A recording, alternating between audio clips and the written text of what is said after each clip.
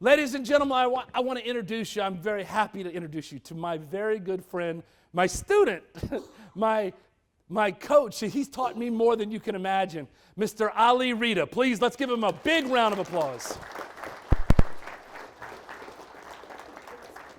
You ready to go? All right. Go ahead and have a seat. All right. So, hello, everybody. A little nervous though, so. I could be down there okay, but up here it's, a little different. he got to throw out the pitch for the Detroit Tigers in a game this year, and he told me after he did this yesterday, he says, I was scared to do this than I was to throw out the first pitch at the Tigers game. And he's not a good pitcher either. Yeah. I didn't throw it in the dirt. So first let me begin by, if you would kind of tell them your story of where you started, not where you started in the car business, but what you did before, and what you liked, what you didn't like, your struggles, what came easy, and Yeah, so I started 16 years ago, and I was working at a warehouse, and a friend of mine told me about car sales. He was working in car sales, so I said, let me give it a shot. I was kind of always into cars, but I found out pretty quick it was more of a people business than car business. So now I work at Les Stanford Chevrolet and Cadillac in Dearborn, and I couldn't imagine doing anything else. Absolutely love it. When I met Boudreaux, I was doing about 30 cars a month, so I was pretty much kind of in your position. And the relationship part of it is really what got me to that next level. So let's start off. You got in the business the first year in the business. Raise your hand if you're less than a year in the business. Raise your hand. Okay, tell us about your first year in the business, what it felt like, what you liked, what you didn't like, and what you did, and then what would you do different now? Yeah, pretty much just like you were saying, go get it up, bring them in, get acquainted, and it was a long process. So I didn't like taking ups. I still really don't like taking ups, now. That whole process does take a long time, so I always try to minimize that. But, for beginners, obviously you have to do that. Thank you. For beginners, you have to do that. And, that part of it I really didn't like. So I tried to sell more to people I knew, and it was just a little bit more of a comfort feeling at that time. And what would you tell people to do? You mean new people? What's the first thing that you wished you'd have done when you first got in? Just building on that relationship, building people family, getting yourself out there, not just waiting for people to come in. You have to kind of take the initiative to put yourself out there. What are some things they can do to do that? Churches, your community centers. I'm very active in my community and everything. I get invited to random weddings, which I go to because, you're going to meet more people there. I have a banner in a community center, so that works really well. And just, anything you can do to kind of get yourself out there. If you go to a specific dry cleaner, put your cards there. Let them know what you do. Another part of the business I didn't like was that, car salesmen, what people perceived us to be. And that really gets me upset because we're not like that. I know nobody in here like that. My coworkers are not like that. I'm not like that. So, the image that we have needs to change.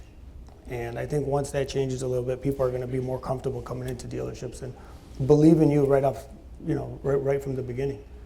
Once that changes, and you'll feel that shift change when somebody's coming in and they automatically believe you and they automatically trust you. And the rest of it is just two people talking. It's not selling. By any means, it's not selling. First couple of years in the business, you're in the first base zone. Yeah. Tell them about your. That 20% is about right. You know. You took ups. Yep. Any special treatment from anybody? Nope. Who'd you learn from? I worked with another gentleman. His name is Jerry Turfey, and he was very good at relationships. So I learned a lot from him. for all the young people just starting out, I would definitely look at some of your coworkers that have been in the business for a long time and, try to learn from them. I did that, and I'm still learning. I still learn from some of my coworkers, and, Do you feel like this business? When do you think your turn was from second base to third base? If you had to say. In our market here, because leasing is so big, I would say 3 years, 3 to 4 years.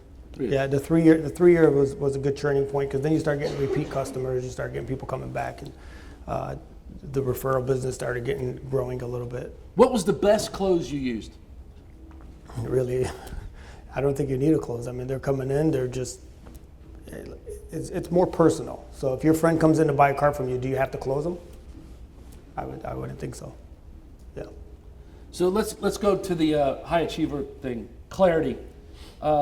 You're coming to the dealership. You just dropped the kids off, and the day is kind of foggy. You're not in a good mood.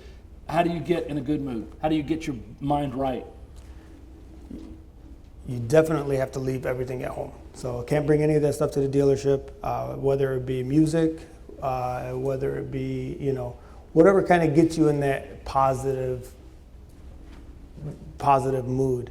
Customers come in. If you're in a bad mood, they're going to feed off of that. If you're scrambling and not knowing what you're doing, they're going to feed off of that. So definitely have a clear mind. I come in sometimes to the dealership. I sit at my desk, and I might not even get off my desk for 3-4 hours. I'm just sitting there, just kind of doing work. So not walking around asking people about the game last night. And it's good to be in the huddle with the coworkers, but there's a certain time for that. Clarity. If I asked you, who do you think you are at your best? What are the qualities that make you really shine at this business? What do you have? What are your attributes? Really just, I think more feeling compassion towards people in general. Being passionate about what I do, and just loving everybody that comes in. I mean, it's not really cliche to say that, but I really do, and I really care about them, and kind of just they feed off of that. People will feel that. And same thing, if you went to go buy something and somebody brushed you off or had a bad day or not paying attention to you, you're not going to buy from them, whether it be clothes or whatever the case is. Intentionality. Where are you going and why? So you just started in the business. What intentionality would you recommend they have? What outcome should they be looking for every day? Just being productive, positively productive. Just making the most of your day. You're going to be there for 10 hours, 12 hours, however long you're going to be there. So, I mean, you get what you put in. So if you just want to sit around there all day and do nothing, then you'll leave that way. In the book, they're going to read the story of your boat. Why don't you tell them that story? Yeah, so you'll get to read it, but I didn't really know anything about boats. So I had the salesman take me out, and it was just a pontoon boat. So he started talking about outboards and all this stuff. I didn't even know what outboard was. I said, people started laughing at me, and I'm like, well, I've never been exposed to it. So when people come into the dealership, same thing. They might not have been exposed to a new technology or something of that nature. So he took me out on the water in this boat, and he gunned it. He started swerving. He started showing me all the stuff it does. I'm like, okay, I'm not doing that. Okay, I'm not doing that. And I said, listen, just show me what I'm not supposed to be doing, and I'll figure out the rest. So I thought that was pretty funny. And he took the time out and took me out and, kind of explained everything. So a lot of times with this new technology, I think you do have to take a little more time getting people familiar with things. And so what should they not do? What should salespeople not do? And go ahead and break it down into units about where they are in the business. And let me just pre-frame this. This is just his opinion. This is his ideas. This may or may not work for you. That so many of us in the car business, we change who we are because we want to be successful, and we forsake who we are in the process. We dress differently because the successful people wear these clothes. Be yourself in this. Yeah, definitely be yourself. Yeah, don't change who you are, just maybe change how you're doing it. But definitely don't change who you are. All right, what don't they do? Social media during the day, Facebook, tweeting, making personal phone calls, all the distractions that you have throughout the day, I would eliminate that for sure. Focus on, just being productive throughout the day. I mean, is posting the selfie on Facebook really productive?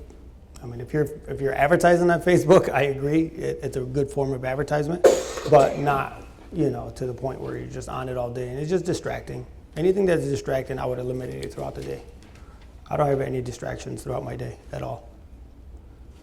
0 to 20 cars a month in that zone. What else they should avoid or be wary of? I think at that point you're still taking ups, so you want to maximize the people that you talk to. I feel every single person that walks in the dealership is there to buy a car.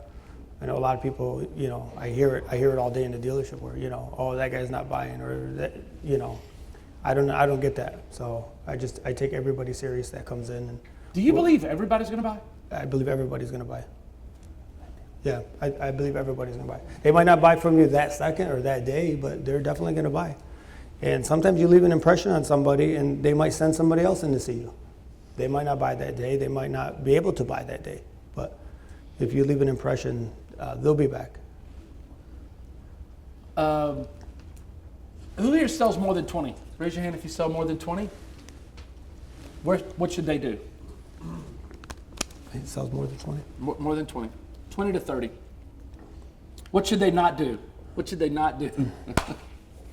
At this point, trying to build more on the relationship portion of it than taking ups.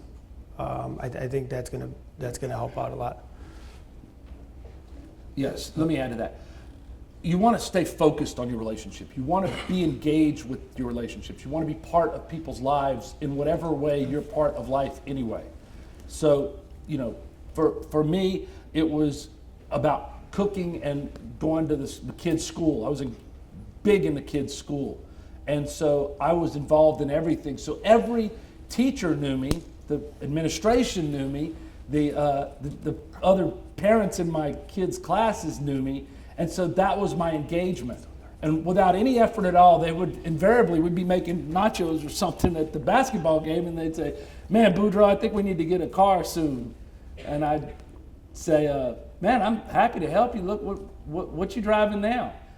I never talked about cars. They all knew what I did. I never really pushed it on them. It's just that eventually the conversation would come up because I was the person that was the expert to them in the subject. And I never had the outcome of selling them.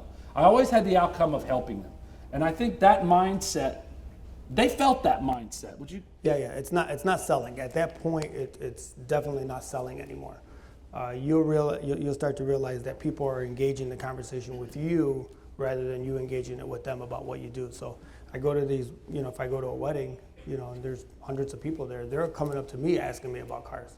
So they're starting that conversation, and it just becomes so much more easy. It's so much easier with that conversation flowing, coming from them.